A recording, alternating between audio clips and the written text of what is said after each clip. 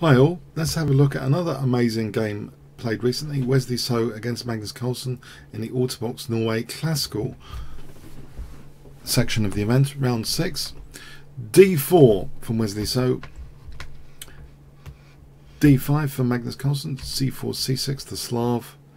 Now C takes D5 is played the exchange Slav.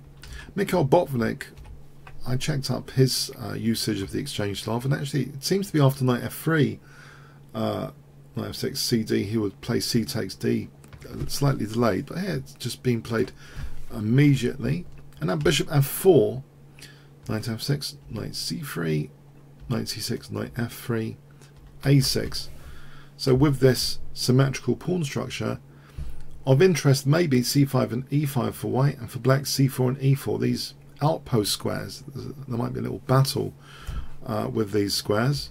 Rook C1, bishop F5, E3, rook C8. It has great symmetry, this position at the moment. Bishop E2, E6, white castles. Now quite often bishop D6 is played here. I'll give you an example. White could take and try and use the C5 square, and this position, say like this is quite even actually, even though white's got some uncomfortable looking pressure, black should be okay. In the game, bishop D6 wasn't played. We have knight D7, and now knight A4. This is a very interesting idea. There's a battle of C4 and C5 here, a little battle. Bishop E7, H3. On the immediate knight C5, that might be a little liability, because E5 could try and undermine that knight tactically. This is not necessarily desirable, so H3, black castles, A3. Now here, knight A5, and it's at this moment with the knight on A5, white fires off a kind of positional tactical shot. Can you see what white plays in this position? Black is threatening knight C4, so there's a real battle of C4, C5, and it's interesting how this can be navigated from both sides. White to play, what would you play with white? I'll give you 5 seconds. Okay. Knight C5 is played with the tactical points that if takes, we end up playing B4, exploiting the knight on A5. So this forking possibility is annoying. Black plays knight C4, and now B4 is played. So here this B4 looks to be very nice, trying to get a nice advanced pawn on C5 if black ever took in the D4 square. If white plays if black plays knight, B4 here, if white instead plays bishop takes C4, D takes, rook takes, there's going into a self pin with B6. That's not very clever. So both sides have to be careful tactically about this. So B4, we have here knight takes C5, D takes, knight takes A3, and white here inserted now knight D4. Instead of trying to play queen B3, which you might expect, knight D4 hitting the bishop on F5.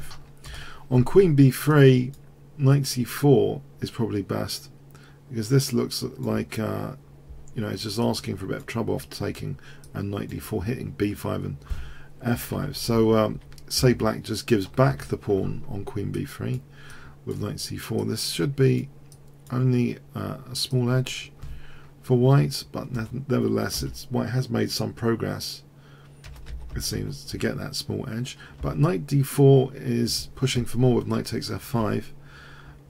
Bishop E4 is played. If knight C4 here, you can see the damage done actually to black after knight takes, weakens the D5, and white can then play bishop F3, and that centre pawn is more valuable now. After bishop takes D5, that's a valuable gain to get, and there's a passed C pawn here, and for example there's bishop B7 with the idea of dragging the C pawn through with C6 c7. This is actually very nasty for black. This position, for example, like this, you can see c7s on the cards and stuff like that. Potentially, or bishop c7 as well here to fork the knight and the rook. So that's very unpleasant. So bishop e4 gets out of the way of all this. f3, the bishop drops back to g6. And now queen b3 here. Knight c4 returning the pawn. So white has made a little bit of progress here. Queen e8 sets up some tactical possibility of e5 here, because the queen can hit the bishop. I'll give you an example. Bishop drop back. If, for example, here, then it might be interesting for black to consider this at least. Bishop takes c5, hitting the bishop on e5. And white still is okay with a small edge here, though. But white is seemingly trying to make sure he has enough tension. He really wants to try for a win in this game. He wants to make sure he has enough tension, avoids these forcing possibilities. e5 now, the knight can just drop back. There's no exchange of pieces or anything. Bishop d8. Queen d5, and it's a little bit uncomfortable for black, putting pressure on b7. We have queen b5 here. It's uncomfortable already, this position. If, say, bishop g5, this is still good for white. White is doing quite well there, winning e5 there. I mean, it's, you know, tactically it's dangerous for e3, but you know, winning e5 here, yeah. But queen b5 was played, and actually here, after bishop takes e5, if the idea was queen takes b4, it's flawed. Queen takes b4 is flawed tactically. Black played bishop e7. Let's have a look. Queen takes b4, bishop d6 is nasty, hitting the rook, and with the possibility now of c6, for example, rook e8, c6 hitting the queen. And if, say, b takes, then there's takes, and then that pawn's pinned, of course. And there's no check here to try and re-get that, you know, get that rook back. That rook back. That's a disaster tactically. c6 here. If queen b6, c takes b7 is a total disaster, and take on b8, for example. So yeah, if that was the idea, it's flawed. Black cannot take the pawn on b4. We have bishop e7, queen d2, protecting b4 for a moment more. Rook f8, bishop d6, bishop f6. Now e4, which hems in this bishop. You see this bishop is limited in scope. h6, knight d4, hitting the queen.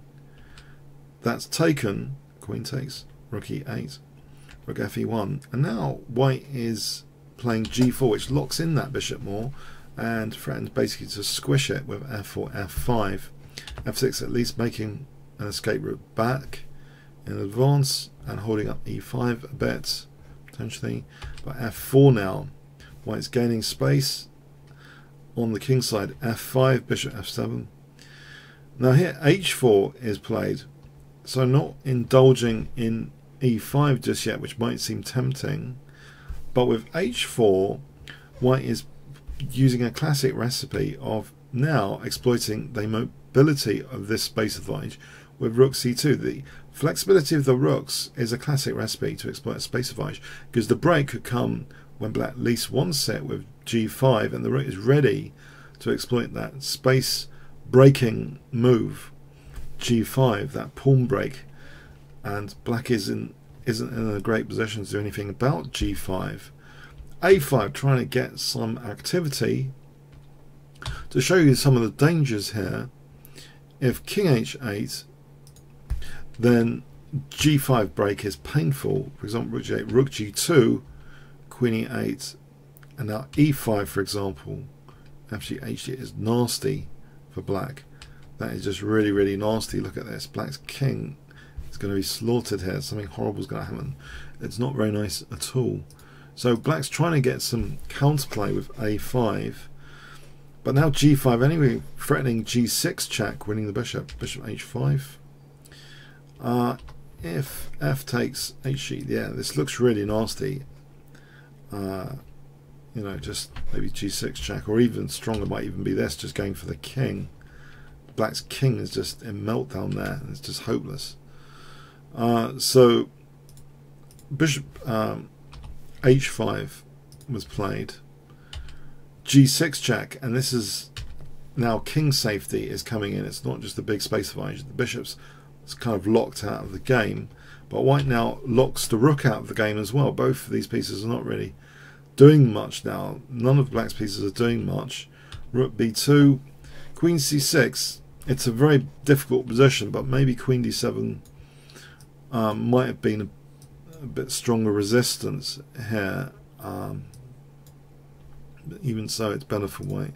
But after queen c6, rook b6, taking the queen further back.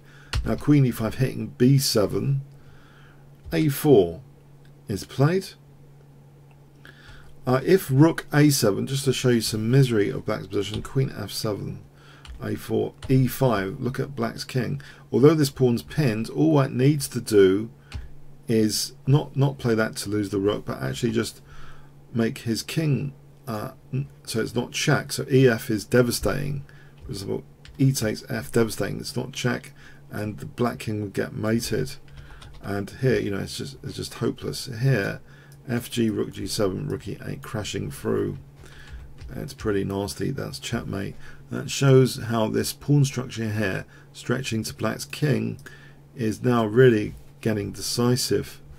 So here, after a4 was played, so not rook a7, not bothering to protect that. This is just quick. Yeah, if you just look at this position, it's just hopeless. Look at it. It's hopeless. So essentially the e5 break and then f6 is what's on the cards here. So that was rejected. a4, but now rook takes b7, and white is immediately threatening something just terminal. If black plays a4, he didn't. He played rook ga for good reason. Because if a3, guess what white plays here? If I give you 5 seconds starting from now. Test your tactics.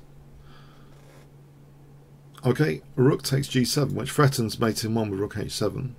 And if takes, then the queen swings in with the checkmate like that. So g7 is protected after this move. Yeah, g7 is protected. But after c6, black resigned. And it's interesting, it's on this side of the board that is terminal.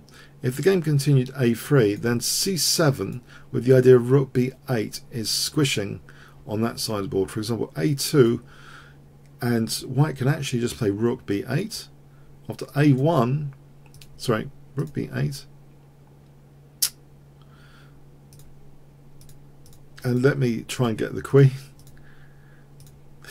Okay. White can actually just take care, and this position's fatal for black. If you look at this, here, after king f2, there's no check even on a2. And if queen a6, say rook takes g8 is mate, you can see that the queen is helpless on c8. It's just misery. So that's why this is so decisive, because of c7, rook b8 here in this final position. It's absolutely crushing. So on both sides of the board, black has been crushed basically. Such aggressive V-shaped pawn structure here with the queen. Anyway, V-shape with the pieces and pawns there. But look how black was squished on both sides of the board. This is a mightily impressive positional and tactical game from Wesley So. Gaining space, it's showing piece mobility, making sure the opponent's pieces were not doing much at all, minimizing counterplay, systematically increasing advantage, and until his pawns and the king safety elements start sparkling with amazing variations. So this is actually Magnus Carlsen's first loss of the year, and also it's the first time Magnus Carlsen lost to Wesley So, or rather it's the first time Wesley So defeated Magnus Carlsen on the classical time control. So great congratulations to Wesley So, and I hope you found this game as fascinating and interesting as me. Personally, you know, these variations with the Slav are very, very popular online. A lot of strong players do use the Slav, and the exchange variation shows that if you can win a mini battle, that can lead on to greater things. The mini battle with the C4 and C5 stuff that was demonstrated in this game. Hope you found that fascinating as I did. Thanks very much. Comments, questions, likes, shares appreciated. Cheers.